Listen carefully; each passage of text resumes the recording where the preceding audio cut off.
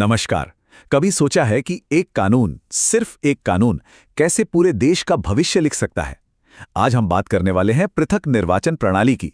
देखिए, ये सिर्फ कोई पॉलिटिकल रिफॉर्म नहीं था, बल्कि ये एक ऐसा हथियार था जिसने भारत के सामाजिक ताने-बाने को हमेशा के लिए बदल दिया और जिसकी गूंज आज भी हमारी राजनीति में साफ सुनाई देती है। तो इस पूरी कहानी को हम 5 हिस्सों में समझेंगे।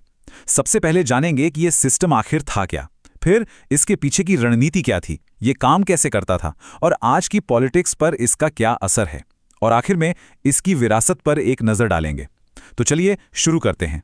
तो सबसे पहले इस शब्द को ही समझते हैं, पृथक निर्वाचन। देखिए, ये सिर्फ एक चुनावी प्रक्रिया का नाम नहीं था, नहीं, ये एक ऐसी सोच थी, एक ऐसी विचारधारा थी जो नागरिकों को हम और वे में बांटने पर टिकी हुई थी।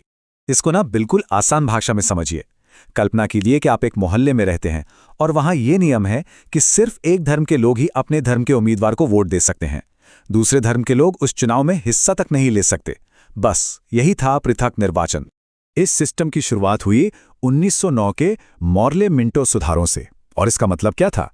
सीधा सा मतलब था कि मुस्लिम वोटर्स के लिए एक अलग चुनाव होगा जिसमें कैंडिडेट भी सिर्फ मुस्लिम ही खड़े हो सकते हैं और वोट भी सिर्फ मुस्लिम वोटर ही डाल सकते हैं।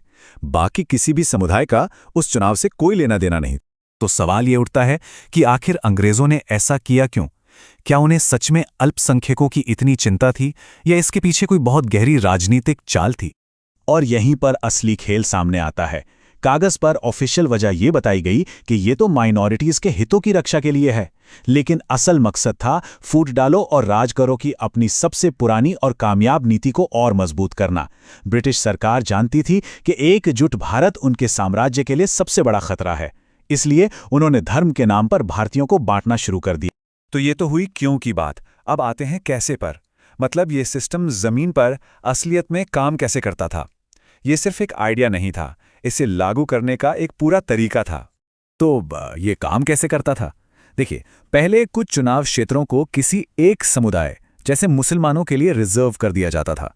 फिर सिर्फ उसी समुदाय के लोगों की एक अलग वोटर लिस्ट बनती थी। और नतीजा ये कि जो नेता चुना जाता था वो पूरे इलाके का नहीं, बल्कि सिर्फ और सिर्फ अपने समुदाय का प्रतिनिधि होता था। इससे क्या हुआ? राजनीति विकास के मुद्दों से हटकर सिर्फ सामुदायिक हितों पर आकर सिमट गई।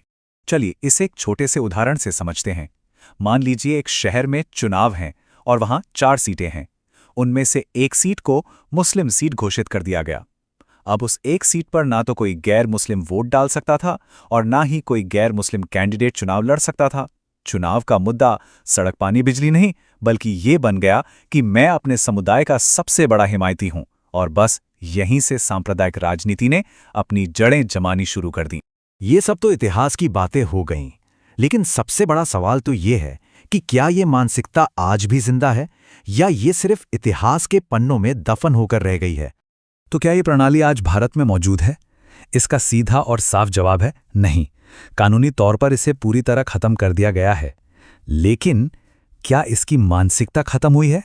ये है असली सवाल। और यहीं पर ना एक बहुत बड़ा कन्फ्यूजन दूर करना जरूरी है। बहुत लोग पृथक निर्वाचन और आज की आरक्षित सीटों यानी रिजर्व्ड सीट्स को एक ही समझ लेते हैं, पर ये दोनों बिल्कुल अलग हैं। पृथक निर्वाचन में वोट भी सिर्फ उसी समुदाय के लोग देते थे। ये अलगाव पैदा करता था। आज की आरक्षण व्यवस्था में कैंडिडेट भले ही किसी आरक्षित वर्ग से हो, जैसे एससी या एसटी, लेकिन उसे वोट उस इलाके के सभी लोग देते हैं, हर जाति और हर धर्म के लोग। इसका लक्ष्य अलगाव नहीं, बल्कि समाज के हर वर्ग को साथ लेकर चलना है। लेकिन उस पुरानी प्रणाली की सोच आज भी जिंदा है। जब कोई नेता धर्म या जाति के नाम पर वोट मांगता है, या जब किसी एक पार्टी को किसी खास समुदाय की पार्टी बताकर पेश किया जाता है, तो ये उसी बांटने वाली सोच की गूंज है। यहां तक कि आज सोशल मीडिया पर अलग अलग ग्रुप्स को अलग अलग पॉलिटिकल मैसेज भेजना भी उसी अलगाववादी मानसिकता का एक मॉडर्न रूप है। तो आखिर इस पूरे एक्सपेरिमेंट का, इस पूरी रणनीति का आखिरी नतीजा क्या निकला? ये हमें क्या विरासत देकर गया? देखिए, जो खेल 1909 में सिर्फ मुसलमानों के साथ शुरू हुआ था, वो वहीं नहीं रुका।